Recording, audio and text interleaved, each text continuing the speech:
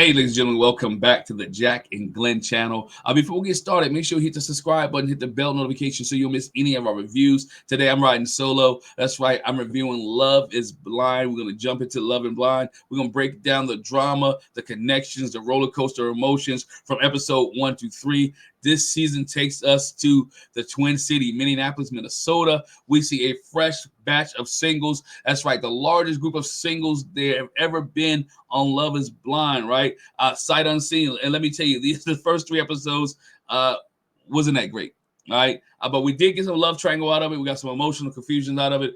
We got the first official engagement out of the first 3 episodes. A little bit of a snooze fest, but I want to dig into it anyway. I thank you for riding along with us. Hey, once again, if you're new to this channel, make sure you hit the subscribe button, hit the bell notification, and we're going to jump into it. As I mentioned earlier, right, the season kicked off with a record-breaking number of hopefuls entering the pods for the first connection. We already see, begin to form, we see Daniel, right, who's been overlooked because of his height. He's a short guy. He's really a short guy. He is traditional in dating. And Taylor, then we find Taylor, right? He connects with a young lady named Taylor, who is a nurse who is completely ready to find her forever person. Hey, sparks fly easily between these two, right? Daniel quickly sees that Taylor is someone that he wants to pursue throughout the pods. They have the same type of qualities. They have the same type of respect for each other. And Daniel, in my eyes, is already head over heels for Taylor. Then we see Devin, right? Devin and Brittany kick it off. They both bond over basketball. They're former basketball players, currently basketball coaches. They have love for kids. They start having deep discussion, but things get a little bit interesting. Y'all know this is Love is Blind. Somebody else is always going to pop into the scene, right? You're always going to find somebody else that you like. What would Love Blind would be without? What would Love is Blind be without a triangle? Here it is. Virginia pops into it, right? She actually went to the same high school as Devin, right?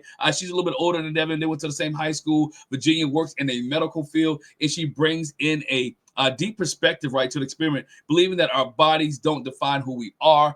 She got a different connection, a different view. So we have a little triangle brewing between Devin, Brittany, and Virginia there. Then we meet Joey, right? Joey brings high energy to the episode, to the season. Joey's like a surfer dude, got some long hair. He called himself the golden retriever of the group. Then we also meet David, who admits to having been a trouble partner in the past, right? But he claims to have changed his ways. He changed his ways, but yet the first question he asked all the women in the pod is, what's wrong with you and why are you here? Some women thought it was funny. Some women said, didn't like it so much, but David laughed it off, right? David started forming a connection with both Molly and Lauren, right? Creating another early love triangle. Molly and Lauren is David's love triangle right there. On the creative side of things, we see Madison, who is a painter. She hooks up with Mason, who's a cinematographer, who started doing cinematography from skateboarding. From when he was skateboarding, feminist friend skateboarding. It works, right? Their artistic passion aligns, but Mason is also drawn to Meg, right? Who keeps things fun and lighthearted for Mason. So we got another triangle there. While everyone seems to be playful, we find that they're getting deeper here. Mason and Meg, Mason and Madison. Mason is liking both women, and they don't know about each other. We'll talk about that later when we get to episode number 2, right? Tension also rise when Ben and Sara connect over their outlook of life. Sarah's an oncology nurse. They have a blurb here in episode 1 of Ben and Sara. It was real quick, right? Sara believes living in a moment while Ben is deeply rooted in his religion belief. I think this is the episode, if I haven't gotten mistaken, where she asked him about his religious belief and how does he feel about homosexuals? And he said it's not about religion. He has more about faith, right? Because her sister's a homosexual and part of the LGBTQ community, and she really supports that. So she asked Ben, hey, would you be willing to go with me to one of these functions to support my sister? We'll get deep into them a little bit later. But again, this is episode number 1. Not much. I just want to hit the highlights, episode number 1. So you ain't got to watch the whole hour and 21 minutes. But those are the highlights for episode number 1. And let's get down to episode number 2, right? Before I end episode number 1, first episode ends with tension. Everyone's being serious about evaluating who they want to be with and who they want to be around. Hey, just like any other Love is Blind, right? Everybody got their notebooks, got their notes, got their goblets, and they figuring out which ones work for them, work who does not, right? So let's get to episode number 2. Episode number 2, right? We see more love triangles and tough choices. We begin episode number 2, right? Episode number 2, relationships get a little bit deeper and feelings become more complicated, right? We see Sara connect with Ben, but religion becomes a hurdle in their relationship. I think I skipped to that episode. I think I talked about that at the end of episode 1. But anyway, I start blending all these things together. All right, their religion becomes a hurdle in their relationship. While Ben is deeply religious, Sara is hesitant, right, to be engaged with somebody or deal with somebody who has the aspect of church doctrine. However, she remained open to Ben, but it's really big for her, right? I can't knock her if the religious belief. She used to grow up to go to church, she used to be in church, but she feels that she doesn't like people who are hypocritical, and I feel her on that. I understand, but you don't go to church for people; you go to church for Christ. And there's a deeper discussion when you get into the nuances of what people believe and what they don't believe. God is love, but there's some things that, in the midst of His love, He asks us not to do. So, and I think Ben, in my opinion, I think Ben compromised who he is and who he was for Sara, but that's neither here nor there. We can talk about that and discuss that a little bit later, right? Faith and they talk about faith and community and make sure their beliefs have a line. And Sara's kind of not feeling Ben, but feeling Ben just a little bit. That whole religious situation. People say you got to agree on politics, marriage. You got to agree on politics, religion, and sex. If you don't agree on those 3 things, most likely the relationship will not work. But move on. As we move on, David, we find that there's another love triangle, as I talked about in episode 1, that is brewing. David, Molly, and Lauren, their relationship intensifies. Lauren is visibly upset when she realized Molly is also pursuing David. I don't understand this. Y'all help me out. I don't see why people get upset when you know somebody else is pursuing the same person you're pursuing. It's only about a certain amount of people in the pods, right? Their likelihood of somebody else liking the person you like is always relevant and always real in there. Why get upset? You thought you were going to be the only one that come in the pod and not like somebody? Come on, let's be real here. Let's be honest. They're going to be, now you got to put your best. I'm thinking it's competition. Put your best foot forward. Try to win this man. Try to woo this man. Let this man feel you and feel your pain, right? Feel who you are. This leads to David emotionally. That leads to Molly being emotionally, having an emotional moment when she confessed that she's struggling with sharing with David. David, on the other hand, is very unsure. David is a player. I don't care what y'all say. To me, David is playing both sides, right? He has feeling for Lauren, and they truly romantic, and they are truly romantic, and he has admiration for Molly, right? He likes both of them, right? And Molly's falling head over heels for David, right? And he's working the room. He's working both personalities. Isn't that what he's supposed to do until he make a decision? He's supposed to work both of them, right? That's what he's doing, right? Admiration, he's working both of them. Then we see Mason is also feeling the heart of Madison and Meg. Both have strong feelings for him. While he enjoys the playful side of his connection with Meg, he bonds with Madison much deeper because they getting deeper in conversation. He struggles to balance both relationships, right? He doesn't want to lead both women on, right? Emotionally or whatever case may be. He does not want to lead women on. He's getting connected. But here's the kicker. Meg goes back and tells the women that she knows that she's not Mason's first choice, was willing to fight for their connection. That's what I'm talking about. When you know you're not somebody's first choice, when you know you're not somebody's number one, guess what you got to do? You have to fight for it, right? I got to fight every night to prove my love. Whatever case may be, you have to fight for it. You got to prove that they love you or you love them, right? Then we have Devin, who is exploring 2 potential matches, right? And he has Virginia, he has Brittany. Virginia is sweet, but reserved. He told Virginia, I think this is episode, I need you to share a little bit more. All right. Devin and Brittany has an instant spark. They talk about B dot. I give him a nickname. There's no tension between the women a little bit, but Devin got to figure out where his heart lies, right? Is it with Brittany, who opens up and shares, or is it with Virginia, right? Who's reserved and who laid back a little bit? You can tell she's holding some things back. and she's not fully giving her best self to Devin. She's not fully giving all in to Devin. And Devin worries about, he worries about that. Like, hey, why are you holding back? Give me more of you, right? Let me get more of you, Virginia, so I can make a decision.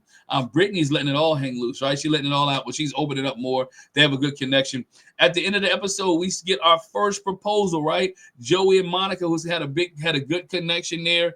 They connect. Joey and Monica is the first, right? The first connection. They bond over a relationship. Joey talks about his sister. They bonded over the fact that Joey has people in his family who are sick. He also said he took care of his mom financially. He made sure his finances were straight so he could take care of her house. He bought a house because he knew his mom was a poor manager of money, and one day she would have to move with him. So he's done that. He's taking care of her. This connection seems very easy, right? Effortless, right? I think they transition well. And I think it will transition well. This episode ends with them anticipating seeing each other, right? Joey and Monica get to see each other the first time in episode number 3. And I go to episode number 3. Episode number 3, real quick here. Episode number 3 opens up with Joey and Monica in the big reveal. The doors open, and Monica is shocked in a good way. She gushes all over Joey's long hair. He talked about he's growing his hair so he can be 18 inches so he can donate it. She said he looks like Tarzan, which I thought about it. He does look like Tarzan. Their chemistry is there. Joey calls it they get a kiss. They finally walk over to get some champagne. They get a kiss, and Joey talks about it's the best first kiss he ever had. The excitement between these two is great, right? You can see her smiling all over the place. He's happy. They genuinely like each other. Well, that's what I like to see on Love Is Blind. I like to see couples when they see the big reveal actually like each other and not be like, ugh, that's what you look like. Voices can make a difference, but these two, you can tell, really had some chemistry and they really connected in the pods. This is the first couple that we have that's going to say I do. They said they're going to get married. For now, hey, Joey and Monica, wish them the best of luck. Meanwhile, Madison is struggling, right? Madison is struggling between her connection with Alex and Mason. She shares deep personal moments with Alex, and you can see Alex, when she shared that she has some emotional issues, has some emotional problems, it took me back to Married at First Sight when my man Will did the same thing with Karen, right? Miles. When Miles did the same thing with Karen, and Karen was looking like, oh my God, what have I gotten myself into? You can see it written all over Alex's face. Alex does not want to deal with it. She discussed her past family trauma, how her past family trauma, which has made her relationships in the past difficult. Alex kind of tells her, he reassures her and promises her to support her no matter what. I didn't believe him when he said it. Did y'all believe Alex when he said he's going to support her regardless of what happens or emotionally support her? I didn't believe it, right? There's some emotional violence. There's something there with Alex. I don't think he doesn't want to take this on. And it's okay for him if he doesn't want to take it on, but I think he needs to let her know, right? She was really emotional. She was really vulnerable here. Madison let everything out, right? Madison was willing to open up and let everything out. She also tells Mason here too, though, and a little bit. She doesn't get as deep with Mason, but I think Mason will be able to handle what she's kicking out. And it just makes Madison's choice even harder because Madison was the one making the choices, right? She mentioned that sometimes she's the one who dumps people and she's the one that drops people off, unless she's the one to let people go. So we'll see how this all pans out here a little bit later in episode when we get to episode 4, hopefully. But Mason, Alex is not ready for all that Madison has shared. He's not. And I can't blame him for not taking that on, right? So we do also see David, right? David finally opens up to Lauren about wanting kids. The conversation shifts to something right? Making him feel like he's becoming the person he's meant to be, right? He's changing because of the way he said I've never shared this with a woman before. I've never talked to a person like this before, but he still can't shake his attraction to Molly.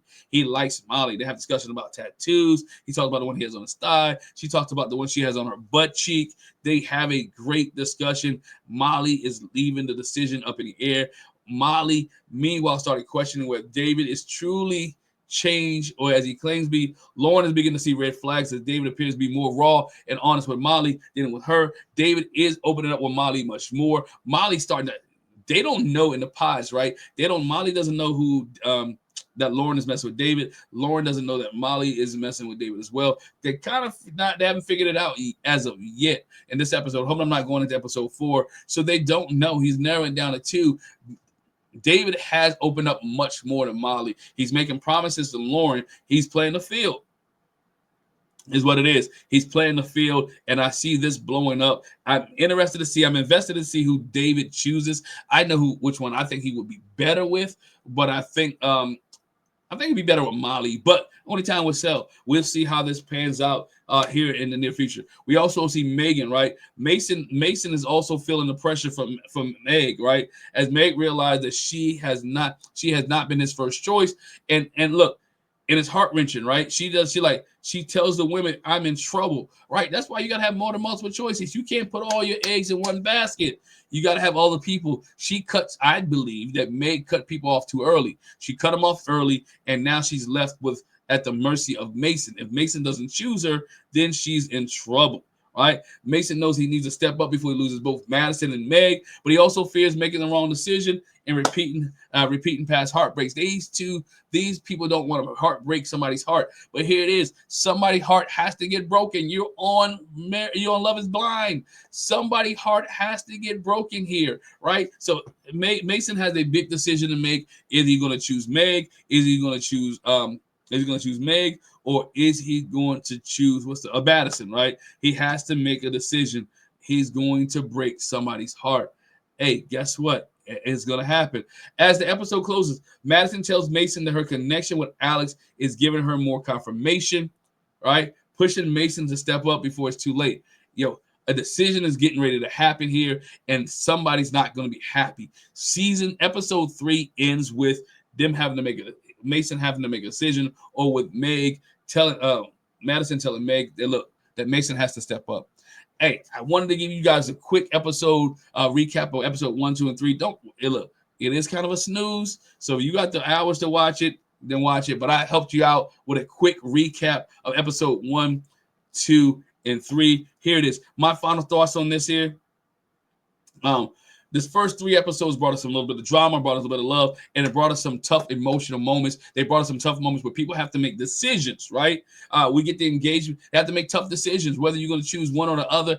But that's what you signed up for. Don't get disheartened. Don't get upset. Don't get mad. Somebody has to win and somebody has to lose. That's where it is. But we see Joey, and we do get a good romantic moment where we see Joey and Monica in their engagement. They engage quickly, right? They're willing to take the plunge.